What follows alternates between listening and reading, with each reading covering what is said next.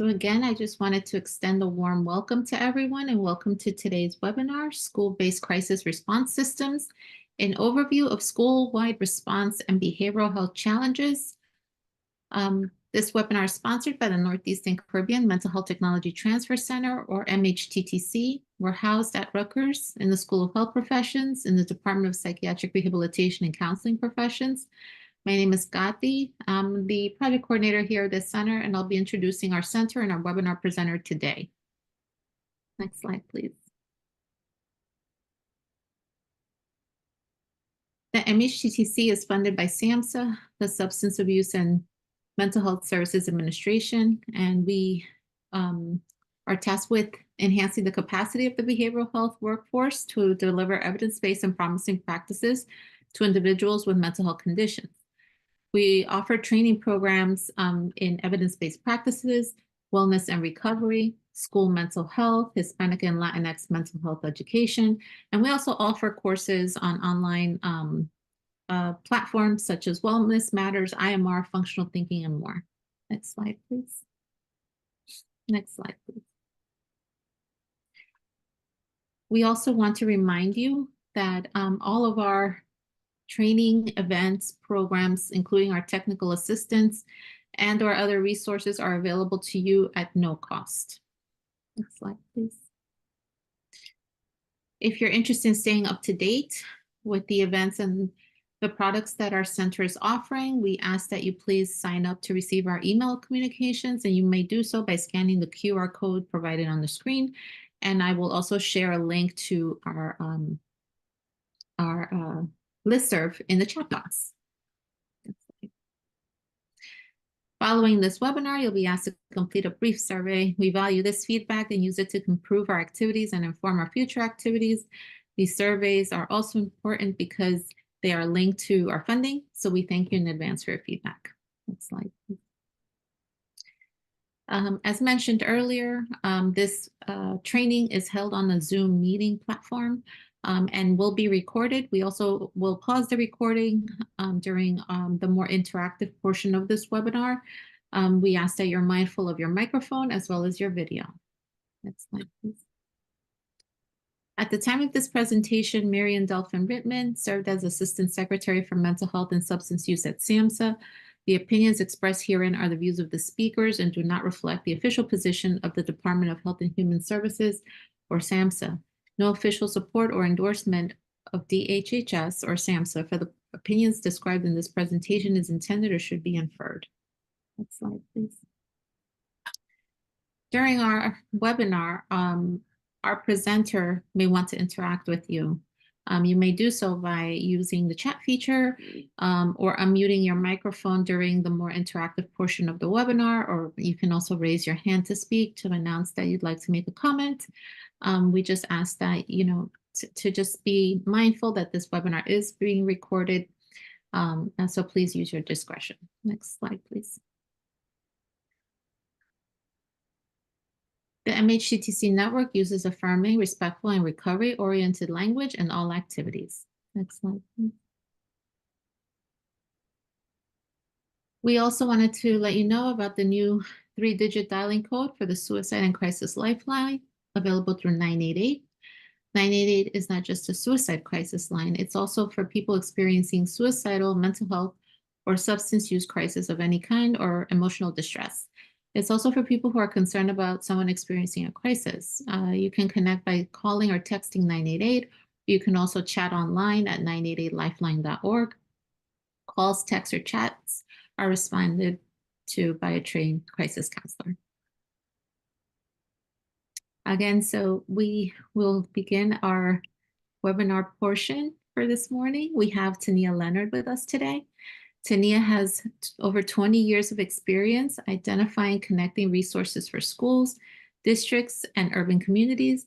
She has a rich history working in the mental health field and education leadership and has worked tirelessly with child servicing agencies at the city and state level. Tania has provided leadership, guidance, and coaching to schools. She's supported school teams with implementing evidence-based supports, responding to behavioral health emergencies, and managing the aftermath of school and community crises.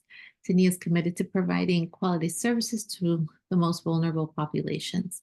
At this time, I just want to extend another warm welcome to everyone joining us this morning, and now we'll turn it over to Tania. Good morning, everybody. Thank you so much for joining us. Today, we will be talking about how to support schools around and during a school-based emergency or community crisis.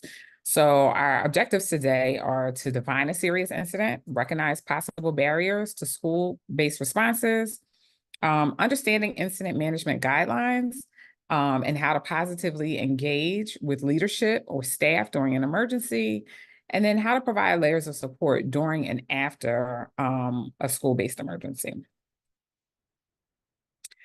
So first, let's talk about what readiness and emergency management is. Districts include all staff. That includes students and parents, and everybody is responsible for creating safe schools, right? Districts should be committed to creating safe and positive cultures at each school, and that should be marked by their annual revision and updating of vital information packets or the readiness and emergency management school safety plan. I know that many districts may be represented here, and you may call those safety documents something different. But for the purposes of this training, we'll call it a safety plan or a readiness and emergency management plan. This plan should reflect current safety planning, any resources or needs and events that take place in your school. And when we combine these documents, like a vital information packet, which kind of talks about who is in your building, what supports are around in your school community, and the actual safety plan, it creates a purposeful connection between academic achievement, physical safety, and psychological safety for your school community and neighborhood. Districts are required to provide a continuum of efforts to prevent, plan, and practice and prepare for a variety of potential incidents or hazards. And that could be anything that ranges from a fire drill to an entire neighborhood crisis, an explosion, a gas leak, or anything like that, right? School plans should be aligned with best practices and recommendations from Homeland Security, the U.S. Department of Education, state and local emergency management offices, any emergency responders, and public safety officials. We ask that school districts resolve to use general responses and practices outlined in the National Incident Management System and the Incident Command Systems, which can be found with Homeland Security and emergency management operations in your district or in your surrounding county or community. But it's important to make sure that you monitor and review and update those plans regularly. So when we define a school crisis, it is an event with the potential to disrupt normal functioning of the school environment. It could potentially cause physical or emotional harm to an individual or school community. And it might include, but definitely may not be limited to, loss of a student or a staff member, some community violence or disruption, a natural disaster, or any traumatic event that impacts student and community members. So at this juncture, before we take a deep dive into our presentation, my hope is that we're going to break out into smaller groups, and we are going to present each group with a scenario. And I would like for you to talk with your group members after you review your scenario and describe the steps you would take to respond and recover from the impact of this particular incident. I do want to provide a disclosure and just say that the scenarios that you'll be provided with are real school incidents, some of which have transpired in the past and have have had a police response. So the verbiage may be from, in some districts, we call them white paper reports, where the police the police provides a report and how it's distributed to the community at large. So some of the verbiage may be policey, but they are real incidents and they may be a little sensitive in nature that may include acts of violence or surround around a loss to a school community. So just, make sure to take care of yourself when you're taking a look at the scenarios. It may possibly be a little bit triggering. But at this juncture, we are going to go into our breakout groups. And okay, so the purpose of having an administrative safety plan or crisis procedures is to ensure effective utilization of school-based, non-school-based, and central office personnel when a crisis occurs at school or in the immediate school community that impacts the school, right? The school oftentimes is the nexus of all things that kind of transpire in the community. These procedures help the district, county, and community agencies to utilize a planned, coordinated, and consistent system for responding to incidents or crises in schools. They create collaborative systems that have proven to be effective methods for addressing children's needs and following exposure to violence and trauma. So there are 4 interconnected modules to planning and responding to school-wide emergencies. And that the modules are prevention and mitigation, preparedness, response, and recovery. So as we take a look at each module, we can, talk about how we address potential risks, hazards, and threats in social and physical environments around prevention and mitigation. For preparedness, we work with community partners, clarify roles and responsibilities, and establish incident command systems. That's always crucial. And then we provide training and conduct drills. I think a lot of times we kind of get very hung up in, our drills and documenting them. But there is so much more to safety planning for schools. And then as we talk about the response module, we are really taking a deep dive in how we're activating safety plans and incident command systems and teams. Who is in charge of making effective decisions and communicating what is happening to all of the folks that are involved, and the school and community components. And then for recovery, we're providing triage, we're providing staff with updates, and really taking a look at the ongoing process for how we support the school community at large until we're able to really restore and move back to whatever our regularly scheduled program is. So we'll take a deeper dive in prevention and mitigation. This requires that schools take inventory of the dangers or trends in a school and community and identify what elements or practices to include in your school climate or culture to reduce and eliminate risk to life and property. Schools should take inventory of both personnel and equipment to complete a hazard and vulnerability assessment and develop an environment and prevention plan, as well as an integrated deployment plan. So, where are folks supposed to be? What does this look like at lunchtime, admissions, during hall transition? All of these things should be considered. A hazard and vulnerability assessment is designed to identify security and vulnerability threats within your school community and in your building, and to develop corrective actions that can prevent or mitigate the occurrence of serious incidents. So I often suggest that schools create a safety manual for visitors, including substitutes. And I say, make a welcome packet for your folks. How do people know where to go if there's an emergency while they're here? And then, just asking people to really familiarize themselves with crisis expectations when they're visiting. And you can determine what that looks like and who is the target audience. But I definitely say that that's an important measure to take for substitutes and long-term visitors when they come into your building.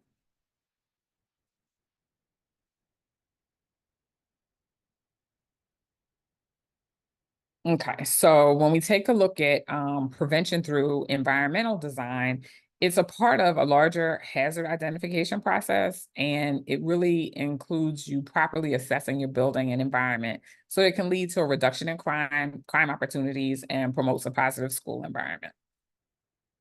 So at the close of this training, you'll receive some recap information, and in that I will provide you with a hazard and vulnerability assessment. This document can be a little bit intimidating. I will say it's very thick. And it actually allows you to do a vulnerability assessment for every corner of your building. It's usually done with a building engineer. It might be done with your school police. But it really takes a look at areas in which there can be holes in your safety in your building. If you have a door that people prop open all the time, that leads to a parking lot or anything like that, it really does a really good building scan, so that you can really be aware of areas where you might need to beef up some supports, or make some calls to the district for repairs or anything like that. So it really talks about, it takes a look at the entire school building environment. So during the prevention stage, it's important to review your district and school-wide expectations, ensure that all personnel are in compliance, maybe use safety or climate walkthroughs as a way to measure building-wide adherence. And I would strongly encourage that you get the support of your administrative staff or your district level staff to kind of do walkthroughs to figure out if everything is kind of up to code, or if they see anything. It's very easy to be in a building and kind of get trapped in what you know about your building, and it's very different to have, it can be beneficial to have a different lens from folks if they come and do a walkthrough of your building. And then you utilize your safety team meetings to ensure that all measures meet expectations. All right, so the next module is preparedness. And we can say that a single incident has the potential to affect every student and staff member in your school building and community, including but not limited to your feeder pattern and the entire district. Going back to a major serious incident, I had a student who was very popular. He was a rising basketball star, and he collapsed or passed away around the time that prom was taking place. And he was slated to go on like a couple different proms. And there was, a really large citywide impact that we really had to hone in on and kind of figure out how we were going to provide supports. And it was, it was at the elementary school level, and then he had cousins at another school in another part of the district. And it just made it very, very challenging. So really trying to figure out who in the community is impacted and how to provide supports to those folks, and really clarifying roles and responsibilities to make sure that everybody kind of gets what they need. But despite everyone's efforts, mitigation and prevention is certainly, can really, an emergency or an urgent incident may occur. But good planning will facilitate rapid, coordinated, and effective responses when an incident occurs. Being well prepared involves investment of time and resources, but it certainly, will help reduce injury and save the lives, and is definitely well worth the investment. So as we walk through a task list, under preparedness, how are you identifying your school safety team members, establishing and documenting emergency response protocols, taking a look at your vulnerable population planning, if you have students that, some schools have multidisciplinary disabled students, and they have to kind of figure out how to get those, and you really have to strategically plan around those students. If you have students that are maybe have a broken leg or can't use the stairs, how do you plan for those students in the event of an evacuation or a building-wide response? Taking a look at your reunification process, and then doing training and exercises are key.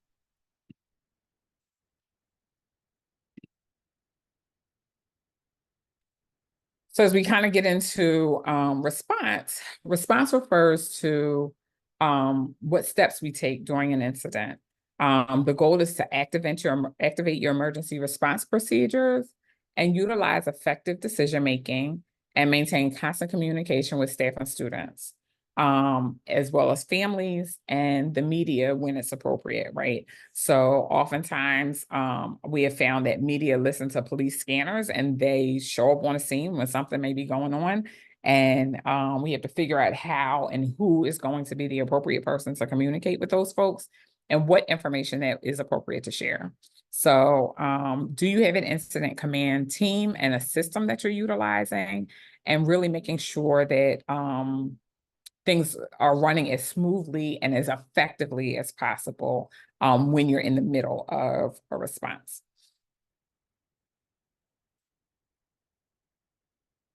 So here we just have some identified major incidents or major crises that can occur, and we have assaults or group assaults or major fights that will require lockdown, a sexual assault, a student or staff death, intruders, student abduction or active shooters, and then fire explosion or a chemical spill, severe weather or utility failure or flood, a pandemic or outbreak or biohazard or airborne threat. I remember when my first year as a building administrator around climate and school culture, we had a power outage and school had already begun. And I was like this, whew, good. I'm so glad we can all go home. And my principal was like, we can't go home. We have to figure out how we're going to feed the students. We have to figure out where we're going to house them until parents can come. There's a power outage. We didn't have phones and all of these things. And none of that had ever occurred to me. And I was like, oh, I really need to hunker down and like figure out what some of these incidents could be and how to support around those things. So as you are identifying what is going to work in your building, it's important to kind of revisit a checklist, make sure that you have an active communication plan, implement an incident command system, and then complete your emergency response and reporting protocols. Who do you need to share information with? What do your reports need to include? And then really documenting what the process was that you utilized, and then visiting how impactful it was. And where there were areas where you could improve.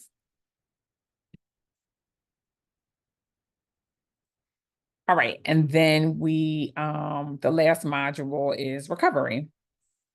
So recovery is the process of helping students and staff and the school community rise from incidents, including grief, loss, and trauma.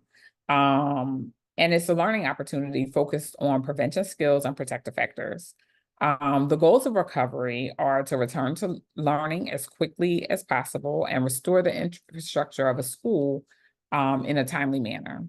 The major objective of recovery is to provide a caring and supportive environment for the entire school community. And it's important to plan for recovery in the preparedness phase, so we can determine roles and responsibilities of staff and create a staff skills inventory. So is there somebody outside of the nurse or the medical department that knows how to use a defibrillator, who is CPR certified? Are they available? Maybe including a schedule in your plan so you can know who you can call on at a time. And then you're able to focus on the school building structure as well as people during the recovery stage. And each school should have a bank of resources to support the community at any given time.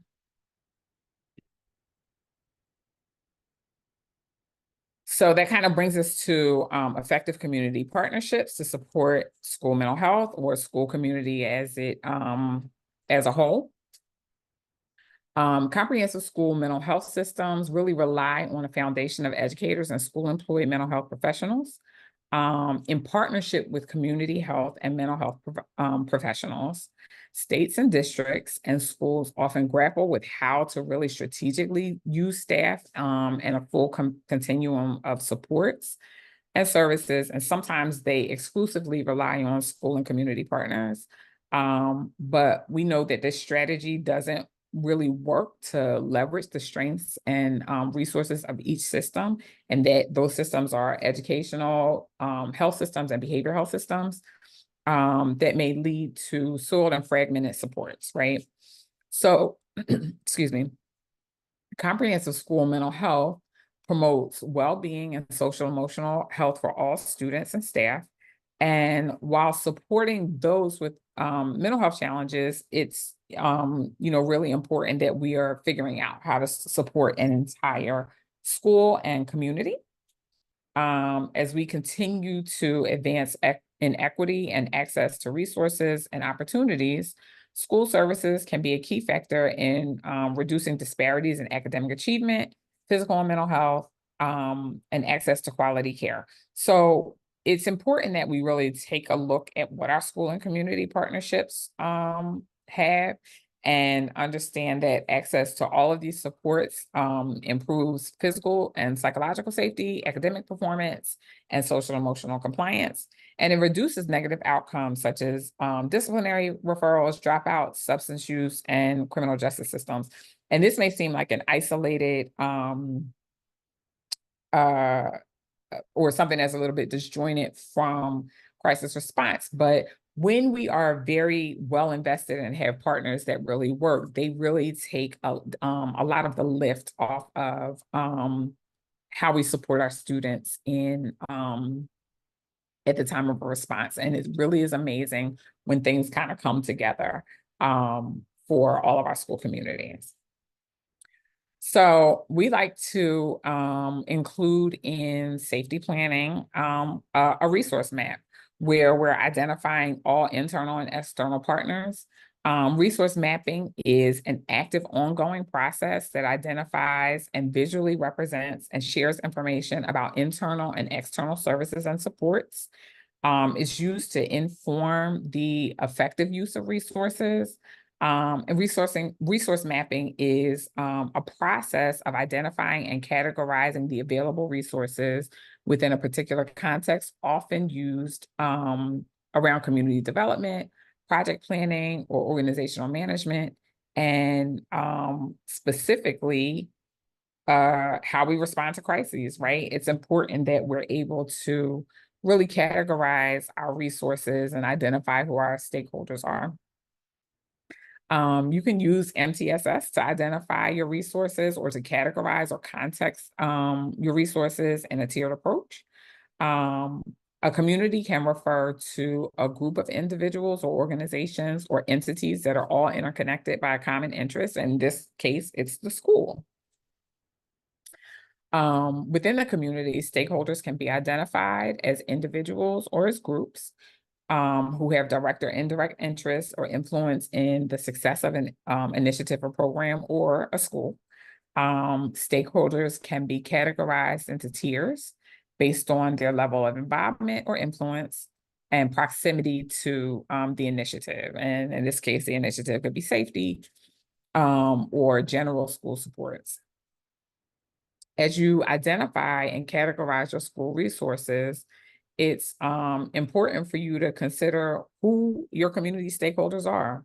And it's also helpful to align those partnerships with a tiered level of support. So, when we're working through an incident aftermath or response or recovery, you can already have resources identified, and they can be tiered. If you have students that maybe, if you want to do a building-wide response, you'll have your tier 1 supports.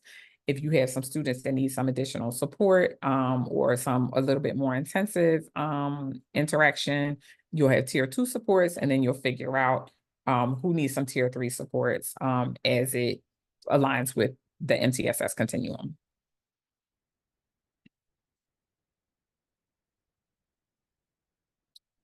So as we're looking at this checklist, we are doing a damage assessment.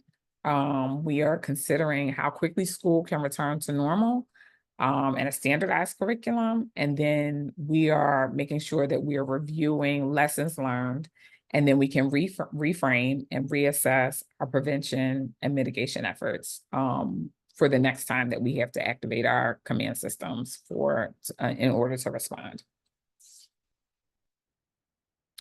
So there's some general guidelines around school-based incident management.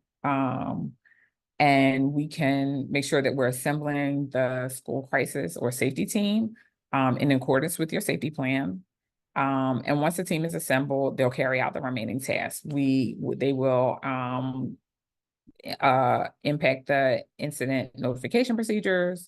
They will brief or notify the school safety team, identify an incident command post, and then they'll review facts and incident specific or what we call sensitives, and then identify support. So like some of you were saying, you have identified space for students and parents to receive supports. You can refer to your resource map to identify appropriate supports for students and families or for the entire community. You can review your deployment plan and determine if adjustments are needed. And you can identify populations that are most likely impacted, including siblings, relatives, friends, classmates, teachers, and other school club activities that folks may have been involved in. And you'll develop a plan of communication and information, and that might include a classroom presentation that includes a script. And scripts can be very specific, and they can surround the facts as we know them. We can identify signs and symptoms of students when they're impacted by a tragedy. Allow questions and answers, and have agreed upon what is or isn't not to be disclosed before you're sharing information with that school population. Identify spaces where you go in the building to receive help. And then have a response team that is dispersed by way of classroom or roster, or, really figuring out where each team should respond and where their help is needed. Establishing space for counseling support, communicating scripted information to staff, and identify classrooms and impacted students where it's appropriate.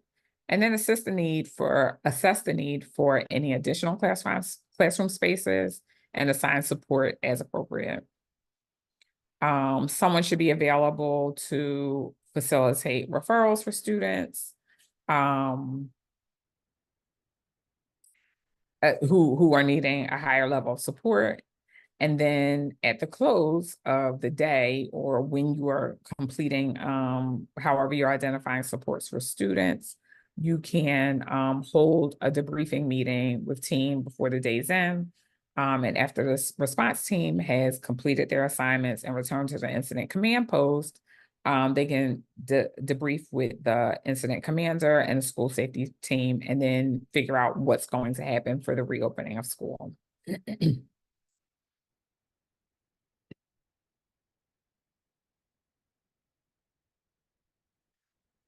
Okay, so that was a lot of information, but I would like you to take a moment to reflect, and you can use the chat or kind of popcorn out responses to the questions that are on the screen. Have you ever worked with a team to mitigate a behavioral health or a school-wide emergency? What did the situation look like? What went well, and what would you do differently looking back? So if you want to use the scenarios that we already discussed, or if you have a scenario that you have in mind, I would ask that you just popcorn some responses out.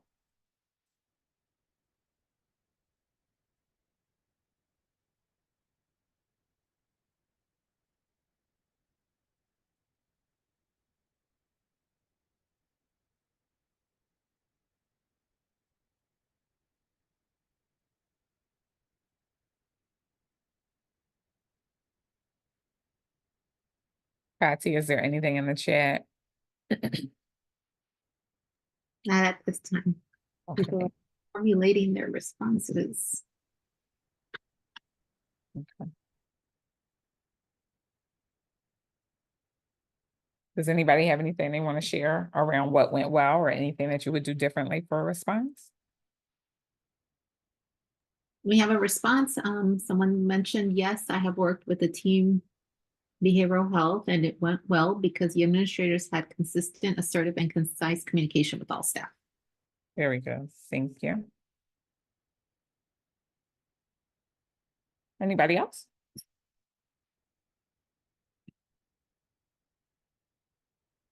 Okay. So as we take a look at, thank you for that comment, and I think that this ties right in. Leaders taking charge and a response to address the situation and make decisions, give direction to others and supervise activities. I think it's important that it takes strong leadership and the development of a team that helps the school community recover after a crisis. And it can be very challenging when you have to work with high levels of ambiguity and complexity as a part of a crisis response. But having a well-developed vision and a team to accomplish your goals can make any response very successful.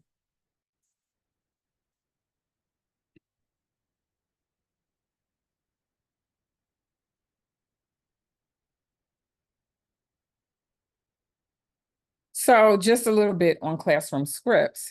I used to use a responding to rumors document because, as we know, rumors can arise during the aftermath of a tragedy. When people under stress try to comprehend something that's shocking, oftentimes they speculate on why the tragedy occurred, and speculation seems to be a normal part of the reaction to a crisis. However, it tends to perpetuate rumors and add to the chaos of a tragedy.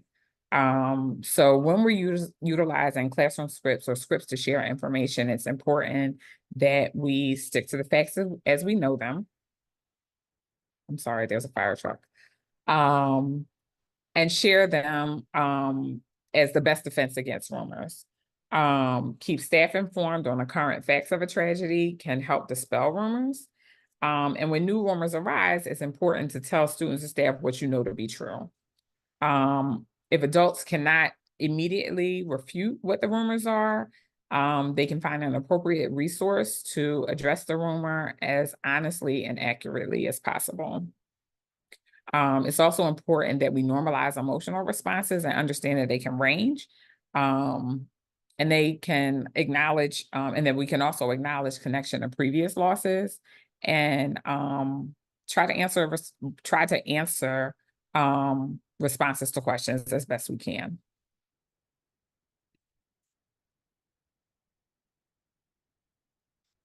All right, so just a quick review on supporting the impacted population. It's important, we've talked about this already, to identify the impacted student population, identify existing supports with the use of a resource map, and plan and refer.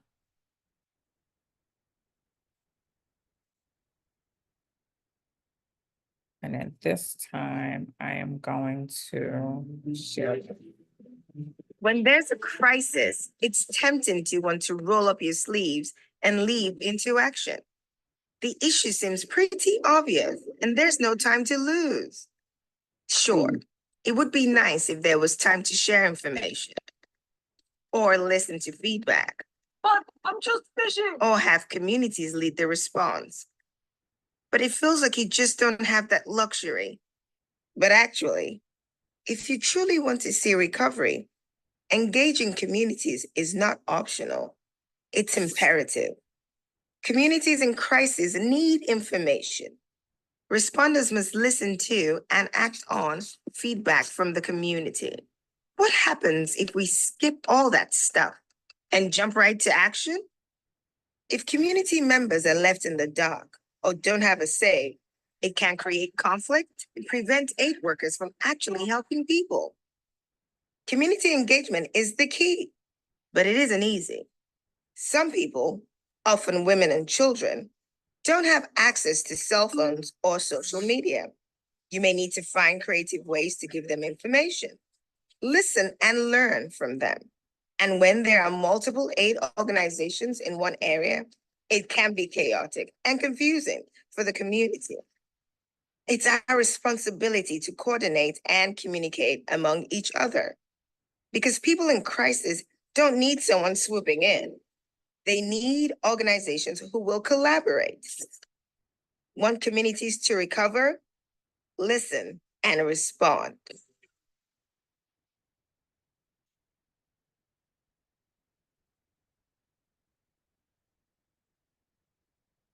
All right. Today, I am grateful to Oh, be wait a minute. worshiping at Elevation Church. Come on, if you're thankful for this, if you're thankful for what he's doing. David said, better is one day in your house. Hang on.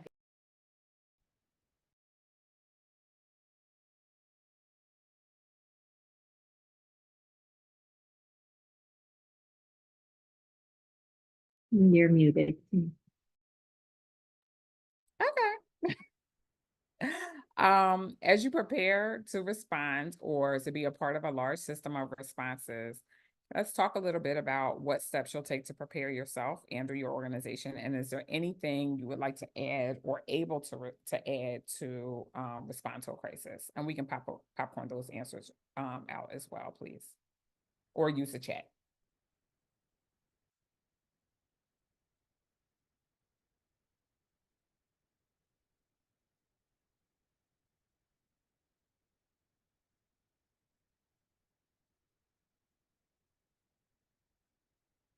Has everyone here been a part of an incident command system?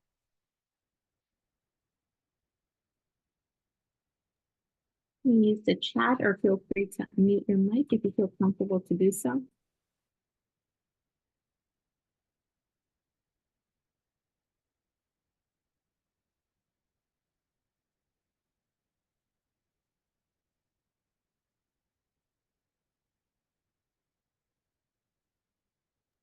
While people are preparing their responses, Tania, I have to just share that we did get some additional comments in the chat. And someone had mentioned that, someone was part of the intervention as well as a follow-up as a suicide loss. It went well, policy and procedures were already established. And someone also shared that they're a grad student that have not responded to an event, but they're thankful and enjoyed the learning. Very good, thank you. Okay. I think that it's important to note that even as we, crisis can appear very different in various different ways. And it's important to note that even sometimes things happen when we are practicing a drill. For students, things can go a little bit haywire and we may not necessarily be prepared for that, but how to appropriately respond.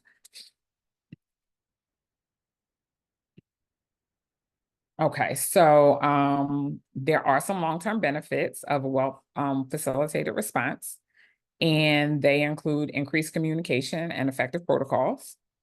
We build school and community trust, and we decrease the long-term impact of psychological trauma, and that's important.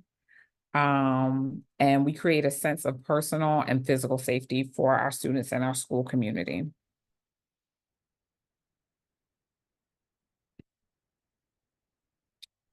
And at this juncture, I am prepared to take any questions if you have any. Please don't feel free to unmute. Yep. Thanks.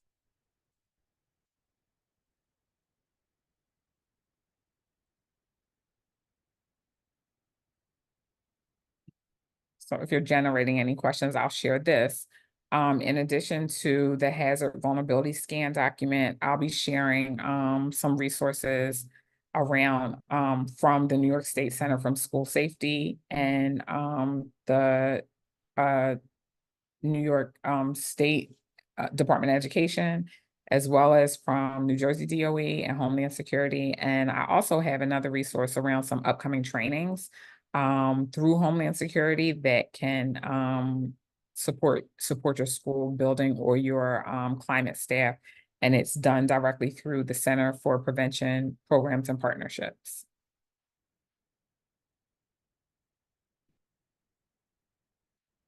And at this juncture, that concludes the training component of this session. If you have any questions, you can feel free to drop them in the chat, or if you have anything else that you would like to share. In the meantime, we ask that participants complete a brief survey about today's training, and you can do that by scanning the QR code at the bottom of this slide. Thank you, Tania. Just wanted to also share that the link to the evaluation is also posted in the chat if it's easier for you to access it that way. Next slide, please. We also want to share with you our podcast channel, Toward Wellness and Recovery. We currently are featuring a series called Flourishing at Work, a helping plan for professionals. We believe you may find our episodes informative and useful in your work as well. Next slide, please. And if you missed either this webinar or a previous webinar, we have a library of products and resources available to you. You may access them on our main website, or if it's easier, you can also scan the QR code that you see on your screen.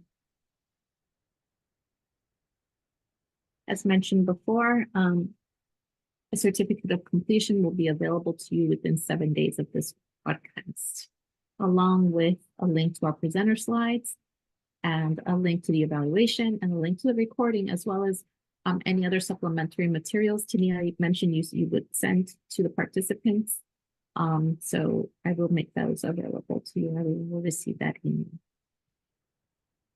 Again, thank you everyone for joining us today. Thank you, Tania, for providing a wonderful webinar. We appreciate your participation. We also appreciate your very active participation in the breakout groups, as well as sharing what you had discussed in your small sessions. Thank you, Tania. Do you have any words for our participants? Thank you very much.